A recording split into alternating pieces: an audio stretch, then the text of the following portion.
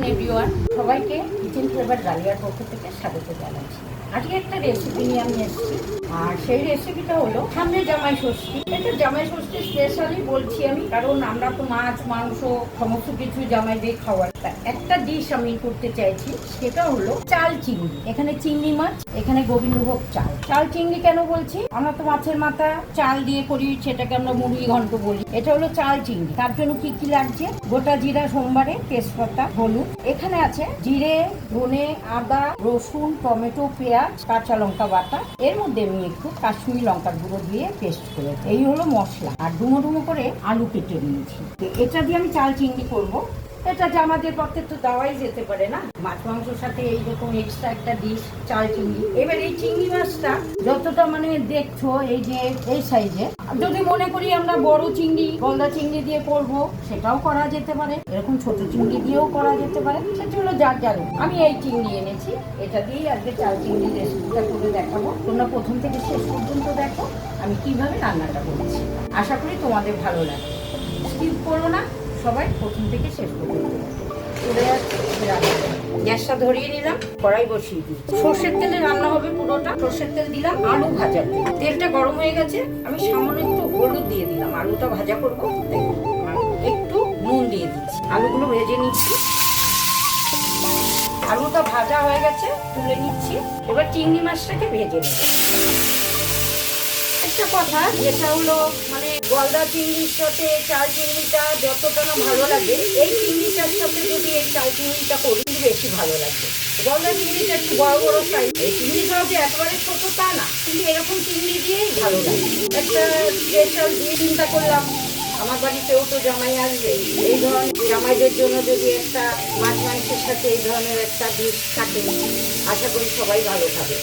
আর চিংড়ি মাছটা তো বেশি ভাজবে নেই, আমি অল্প ভাজলাম, কারণ চিংড়ি মাছ তোমরা সবাই জানো চিংড়ি মাছ বেশি ভাজলে শক্ত হয়ে যায়, তো হালকা ভেজে নিলাম। আর সামান্য একটু তেল, এই যে তেল দিচ্ছি সামান্য, সাদা জিরা দিয়ে দিচ্ছি। আমরা চিংড়ি মাছ তো বিভিন্ন রকমভাবে রান্না করি, চিংড়ি মাছ যত যেভাবে রান্না করি সেটাই ভালো লাগে। অনেক রকমভাবে করি, বেসিক্যালি আমি তো করি, আমার ভীষণ চিংড়ি মাছ প্রিয়। আর চিংড়ি মাছ যেমনভাবে রান্না করো খেতে খুব ভালো লাগে। আজকে এটাই আমার মাথায় এলো যে চাল দিয়ে মাছের মাথা মুড়ি ঘন্ট খাই, চাল পটল খাই, আজকে চাল চিংড়িটা করি একটা ডিশ জামাই ষষ্ঠীর জন্য। আচ্ছা, তেজপাতা দিয়ে দিলাম, দিয়ে দিচ্ছি গোবিন্দভোগ চাল।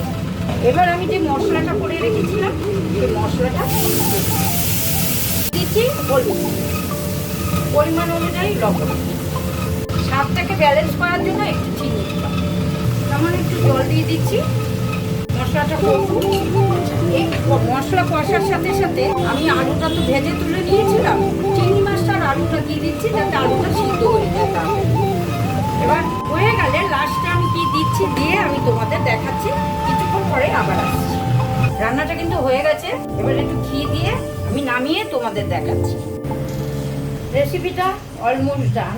তো এইভাবে রান্না করে তোমরাও যদি বাড়ির জামাইকে ষষ্ঠীতে দিতে পারো, হয়তো তাদের একটু ভালো লাগবে।